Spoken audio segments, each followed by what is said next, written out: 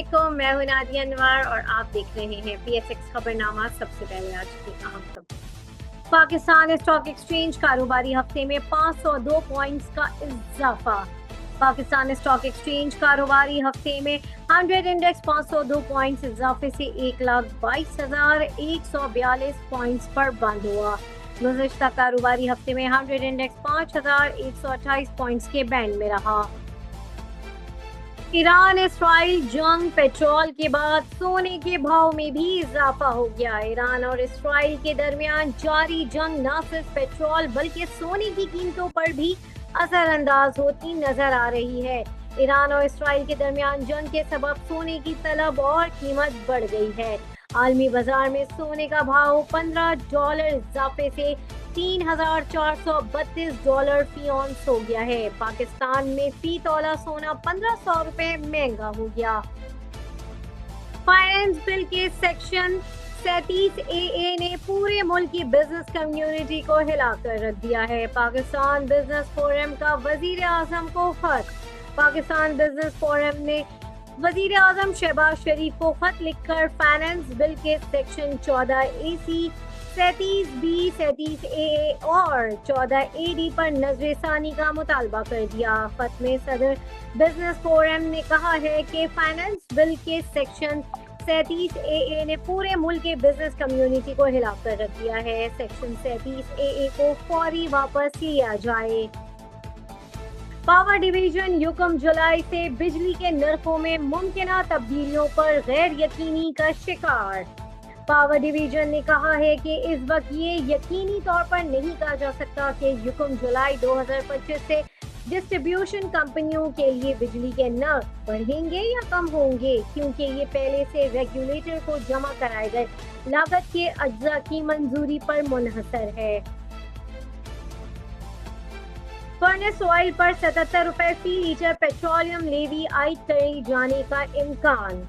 हुकूमत ने युकम जुलाई 2025 से फर्नेस ऑयल पर फी लीटर 77 रुपए पेट्रोलियम लेवी आयद करने का फैसला किया है, जो कि फाइनेंस एक्ट 2025-26 के जरिए पेट्रोलियम लेवी ऑर्डिनेंस 1961 में तरमीम के बाद नाफिज हो गई।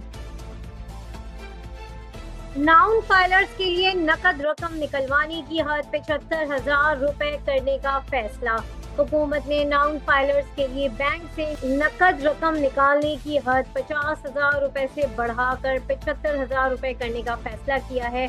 ताहम हद से ज्यादा रकम निकालने पर 0.8% तक ज्यादा एडवांस टैक्स लागू होगा। हाउसिंग फाइनेंस बढ़ाने के लिए एक और कवानीन मुतारिफ करा रहे हैं। भारत के लिए एक और सिफारती रसवाई। इस बार वर्ल्ड बैंक बोर्ड ने रिकोडेक प्रोजेक्ट के लिए $700 मिलियन की मंजूरी दे दी। ये प्रोजेक्ट गेम चेंजर है और तवक्का है कि 2028 तक पाकिस्तान की मदनी बरामदात सालाना $2.8 अरब तक पहुंच जाएगी। ये बात वफाकी वजीर खजाना मोहम्मद औरंगजेब ने सेनेट की कायमा कमेटी बराए खजाना और मसरूहात की ब्रीफिंग देते हुए कही। PRR मंसूबा। आलमी बैंक ने $7 करोड़ इजाफी कर्ज की मंजूरी दे दी। वर्ल्ड बैंक ने PRR मंसूबे के लिए $7 करोड़ का इजाफी कर्ज मंजूर कर लिया ताकि पाकिस्तान की मुल्की रेवेन्यू वसूली को बढ़ाया जा सके और टैक्स अदायगी में बेहतरी लाई जा सके। सिंध हुकूमत ने सर्विस पर सेल्स टैक्स 8% करने का फैसला किया। 5 मौसूलात खत्म करने की तजवीज़। सिंध हुकूमत ने टैक्स निज़ाम को आसान बनाने और अफराद और कारोबारी इदारों पर माली बोझ कम करने के लिए अहम तब्दीलियों का मंसूबा बनाया है। बजट तजावीज़ के मुताबिक सिंध हुकूमत ने सर्विस पर सिंध सेल टैक्स में 2% कमी करके इसे 8% करने का फैसला किया है, जबकि आइंदा माली साल के लिए 5 टैक्स मुकम्मल तौर पर खत्म करने की तजवीज़ भी दी गई है। खैबर पख्तूनख्वा सालाना तरक्याती प्रोग्राम के लिए 547 अरब रुपए मुख्तस। खैबर पख्तूनख्वा हुकूमत ने माली साल 2025-26 के सालाना तरक्याती प्रोग्राम के लिए 547 अरब रुपए की रिकॉर्ड रकम मुख्तस की है, जो गुज़िश्ता माली साल के मुकाबले में 40% से ज़ायद इजाफा जाहिर करती है। ये थी अब तक की अहम खबरें। अब चलते हैं अपने नेक्स्ट सेगमेंट की तरफ। जी हाँ, एक्सपर्ट व्यू। लेकिन वहां जाने से पहले अगर आपने हमारा व्हाट्सएप ग्रुप ज्वाइन नहीं किया है तो जल्दी से डिस्क्रिप्शन में जाएं, हमारा व्हाट्सएप ग्रुप ज्वाइन करें और साथ ही साथ हमारा व्हाट्सएप चैनल भी ज्वाइन करें ताकि आप हमारे लाइव सेशन का हिस्सा बन सकें।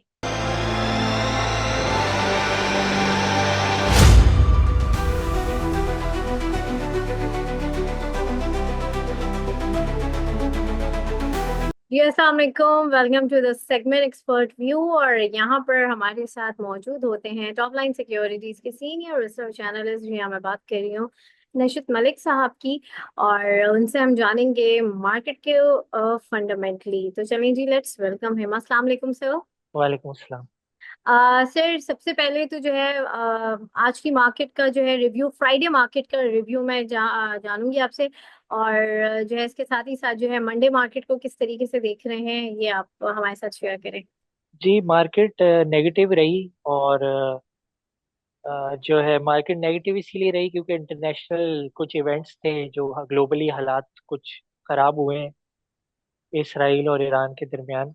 हम्म। तो इसराइल ने ईरान पे जो अटैक किया है उसकी वजह से फिर हालात खराब हुए और जो है मार्केट उसके रिएक्शन में लोगों ने प्रॉफिट टेकिंग की और नेगेटिव चली गई। तो ये है कि मंडे को यही डिपेंड करता है कि हालात अगर ठीक हो जाते हैं, चीज़ें ठीक हो जाती हैं आज में या कल में, तो फिर मंडे मार्केट पॉजिटिव होगी और मार्केट जो है तकरीबन 2-3 हज़ार पॉइंट कम से कम प्लस होगी अगर चीज़ें ठीक हो जाती हैं। नहीं होती तो फिर मार्केट फर्दर नेगेटिव होगी यहाँ से और मार्केट दोबारा जो है वो 120,000 या उससे नीचे लेवल पे चली जाएगी। तो ये दोनों तरफ का गेम है। तो ये चीज़ें डिपेंड करती हैं और इन्वेस्टर्स को भी उसी हिसाब से चीज़ों को देखना चाहिए। सही, बिल्कुल। अच्छा सर, ये कुछ न्यूज़ेस हैं पावर डिवीजन की जो है वो यूकम जुलाई से जो है बिजली के नरखों में बढ़ाने के हवाले से थोड़ा सा गौर व फिक्र हो रही है। तो इसके हवाले से क्या देख रहे हैं, क्या इम्पैक्ट जो है फर्दर पड़ने के चांसेस हैं। इससे महंगाई होगी। सबसे बड़ी बात तो ये है, महंगाई होगी। दूसरा ये कि ये महंगाई होगी तो इसकी वजह से ये है कि जो पॉलिसी रेट है वो अभी गवर्नमेंट होल्ड करके ही रखेगी। मॉनेटरी पॉलिसी की मीटिंग है मंडे को। तो अभी जिस तरह से ग्लोबली हालात हो गए हैं, हालात कुछ खराब हो गए हैं और हम्म। चीज़ों के रेट वगैरह भी बढ़ रहे हैं। बजट के बाद गैस के रेट भी बढ़ेंगे, बिजली के रेट भी बढ़ेंगे, अ, और पेट्रोल के रेट भी बढ़ेंगे, पेट्रोल और डीजल के भी। तो इस वजह से फिर अभी मॉनेटरी पॉलिसी इंटरेस्ट रेट जो है वो अपनी जगह पे ही रहते हुए नजर आ रहे हैं मंडे को। अच्छा, सर फर्नेस ऑयल के ऊपर तो शायद 77 रुपए फी लीटर जो है वो पेट्रोलियम लेवी जो है आयद करने के जो है सुन रहे हैं खबर। तो 77 इसमें रुपये क्या। नहीं, दो दो 2.5 रुपए पर लीटर। अच्छा, 2.5 रुपए। अच्छा, सही। और सर ये जो बुलान कास्टिंग जो कंपनी है जो आई थिंक मिलर ट्रैक्टर के उसमें अंडर में आती है, तो उसमें उस कंपनी के हवाले से भी न्यूज़ आई है कि उसने जो है फर्दर डिमांड ना होने की वजह से, ट्रैक्टर्स की डिमांड ना होने की वजह से उन्होंने जो है अपनी वो प्रोडक्शन बंद कर दी है। तो इसको किस तरीके से देख रहे हैं और फिर क्या फर्दर इसका इम्पैक्ट पड़ेगा शेयर्स वगैरह पे। ये तो नेगेटिव ही है, ये जाहिर सी बात है। ये बुलान के लिए भी नेगेटिव है और मिलर ट्रैक्टर्स के लिए भी नेगेटिव है, दोनों के लिए नेगेटिव है। सही, बिल्कुल। अच्छा सर, ये इसमें थोड़ा सा इसमें सर सेल्स वगैरह, टैक्स वगैरह के हवाले से जरा बताएं कि जो है सर्विस सेल्स वगैरह के ऊपर क्या न्यूज़ है और क्या इसकी फर्दर आगे क्या देख रहे हैं, थोड़ा सा इसके हवाले से बताइए। ये सर्विस सेल्स टैक्स तो मोस्टली जो है वो डिजिटल कंपनीज के ऊपर ही लगाए हैं। अच्छा, सही। हाँ, तो इसका स्टॉक मार्केट के ऊपर तो कोई इम्पैक्ट नहीं है। अच्छा, सही। अब कल के लिए जो है क्या टॉपिक्स जो है वो आप सजेस्ट करते हैं। ये टॉप पिक्स जो है वो एटलस, होंडा, पावर सीमेंट और अ, उसके अलावा सिस्टम्स लिमिटेड, फौजी सीमेंट। सही। बहुत शुक्रिया सर। और नाजरीन, अब चलते हैं अपने नेक्स्ट सेगमेंट की तरफ और वहां पर हम मार्केट को देखेंगे टेक्निकली।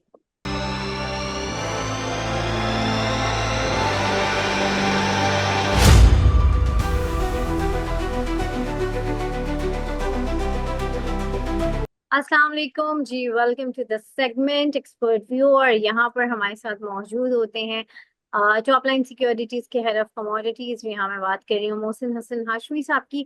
और उनसे हम जानेंगे मार्केट का हाल टेक्निकली। तो चलिए जी, लेट्स वेलकम हिम। अस्सलाम वालेकुम सर। वालेकुम सलाम। कैसे हैं खैरियत सर? अल्हम्दुलिल्लाह सर, आप कैसे हैं? खैरियत से? अल्हम्दुलिल्लाह। सर सबसे पहले तो जो है इंटरनेशनल मार्केट के ऊपर आज मैं ओवरव्यू आपका वैसे तो हम रोज ही लेते हैं, आज भी लूंगी क्योंकि आज एक वॉर सिचुएशन हो चुकी है। तो ये किस तरीके से देख रहे हैं और क्या इंटरनेशनल मार्केट का हाल है, थोड़ा सा वो हमें अपडेट करें। देखिए, आज सुबह जो है वो जो मार्केट्स के अंदर हमने देखा कि इसराइल ने जो है वो न्यूक्लियर फैसिलिटीज पे ईरान की अटैक किया और फुल फ्लेज काफ़ी उनका जो है मेजर नुकसान हुआ इसमें। और काफ़ी जो इनकी एक जो न्यूक्लियर फैसिलिटी है वो भी काफ़ी ज़्यादा डैमेज हुई है। प्लस इनकी जो लीडरशिप है वो भी इसमें जो है वो अटैक्स के अंदर जो है वो शहीद हुआ है।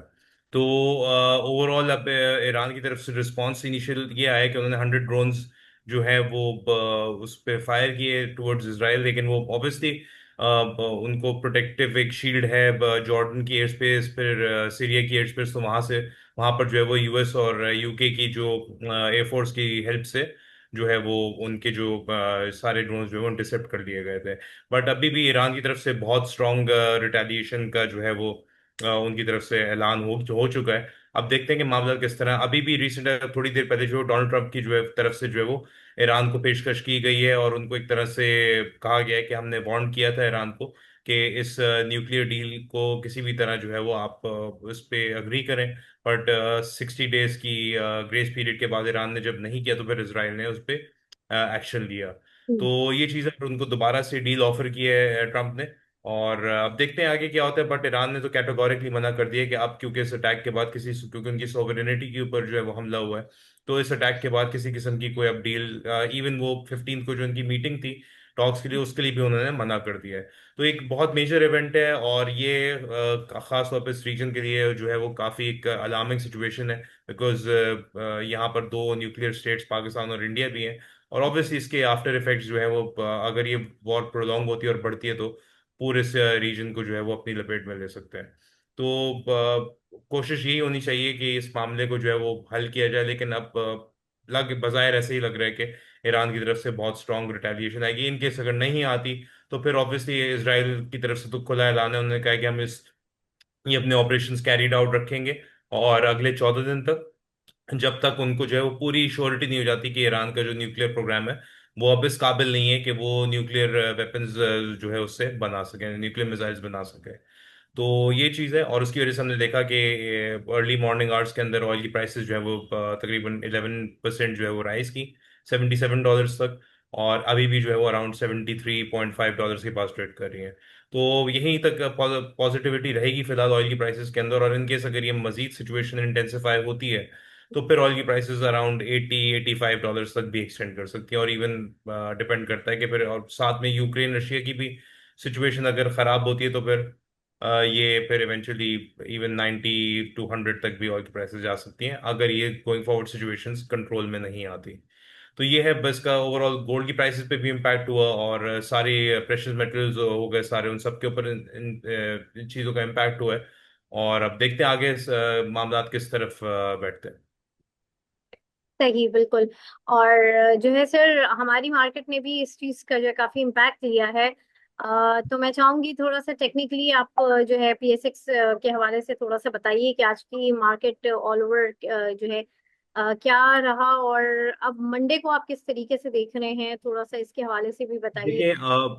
देखिए कल हमने डिस्कस किया था और हमने इस चीज़ की एंटिसिपेशन थी हमारी कि मार्केट जो है वो आज अगर ये क्योंकि वार्निंग कल से थी इजरायली अटैक की, और हमने इसको प्रीएम्प्ट किया था कि अगर इस तरह की कोई भी अटैक होता है तो मार्केट के अंदर हमारी प्रॉफिटिंग देखने में आई है और काफ़ी स्ट्रॉन्ग प्रॉफिटिंग देखने में आई थी। हम्म। तो आज जब अटैक हुआ उसके बाद जब मार्केट ओपन हुई तो एग्जैक्टली ऐसे ही हुआ। मार्केट तकरीबन 2,000 पॉइंट ऑलमोस्ट हमारी जो है वो नेगेटिव क्लोज हुई है।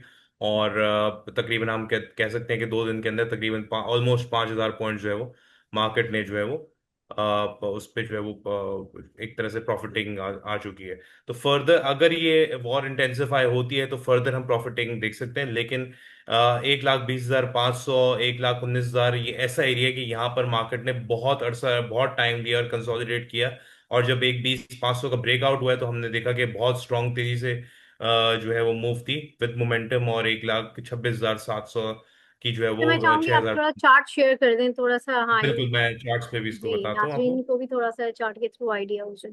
जी सर, जी। कंटिन्यू करें। अच्छा, यहाँ पर हमने जैसे कि कल मेंशन किया था, कल की क्लोजिंग देख के, कि जो दो लेवल्स थे जो कि इस वक्त जो टारगेट्स कह सकते थे मार्केट का, वो 23,616 था, जो कि एक तरह से इसकी रेजिस्टेंस थी, जो सपोर्ट में कन्वर्ट होगी। उसके बाद उसका जो ब्रीच था वो तकरीबन 22,525, और फिर इवेंचुअली 1,21,600 वाले सपोर्ट जो है वो टेस्ट हुए हैं। तो यहाँ पर हम देख सकते हैं कि मार्केट ने इस 1,21,600 पे अपनी जो है वो सपोर्ट आज के दिन बिल्ड की है। अगर ये वॉर फॉर एग्जांपल इंटेंसिफाई होती है तो फिर हम यहाँ पर तकरीबन जो 1,20,500 का एरिया है, यहाँ पर हम मार्केट को फर्दर मजीद ड्रॉप होता हुए देख सकते हैं। अदरवाइज इन केस अगर ये मामला थोड़ा बहुत न्यूट्रलाइज होता है और सऊदी अरब या फिर यूएस आगे इंटरवीन करके इसमें किसी किस्म का कोई एक पॉज आता है, तो फिर हम मार्केट के अंदर जो है वो एक तरह से इन्हीं रीजन के ऊपर, जैसे यहाँ तो 1,21,145 की जो इसकी मूविंग एवरेज आ रही है, प्लस 21,600 का जो एरिया, यहाँ पर मार्केट थोड़ा सा कंसोलिडेट करके फिर वापस अपनी जो है वो बुलिश ट्रेंड को कंटिन्यू करेगी। तो ट्रेंड जो है वो बुलिश वो कंटिन्यूड रहेगा जब तक इंडेक्स हमारा 1,20,500, 1,19,000 के ऊपर स्टेबल है। तो उन 1,19 से 1,20,500 न्यूट्रल एरिया, मंदी जो है वो 1,19 के नीचे अगर इंडेक्स हमारा स्टेबल रहता है, वो फिर हम्म, 1,16 और 1,15 के एरियाज तक एक्सटेंड करेगा अगर 19 के नीचे मार्केट स्टेबल होती है। अदरवाइज 1,20,500 के ऊपर जब तक है तो इस जो भी अगर डिप आता है तो वहां पर इसको एक्यूमुलेट करके ये वापस अपने हाईएस्ट के लिए टारगेट करेगी, जरा से भी जो वॉर की सिचुएशन के अंदर थोड़ा सा जो है वो कमी होती है। सही बिल्कुल। अच्छा सर, अब इस सिचुएशन में किन स्टॉक्स में जो है हम देख सकते हैं कि उन स्टॉक्स में जो है पोजीशन हम हमारा लेना देखिए, बनता है। दो दो स्टॉक्स हैं, एक तो दीवान शुगर और दीवान मोटर्स, डीएफएमएल और डीडब्ल्यूएसएम जो है ये जो है इनके ऊपर हम देख सकते हैं, ये कुछ ठीक है। हमें इंडिकेशन दे रहे हैं कि प्राइसेस इनके अंदर अनकरीब जो है वो एक स्ट्रॉन्ग अपसाइड की मूव दे सकती हैं। आज सही। हमने डीएफएमएल को देखा, और यहाँ पर हम चार्ट्स भी इसको देखते हैं।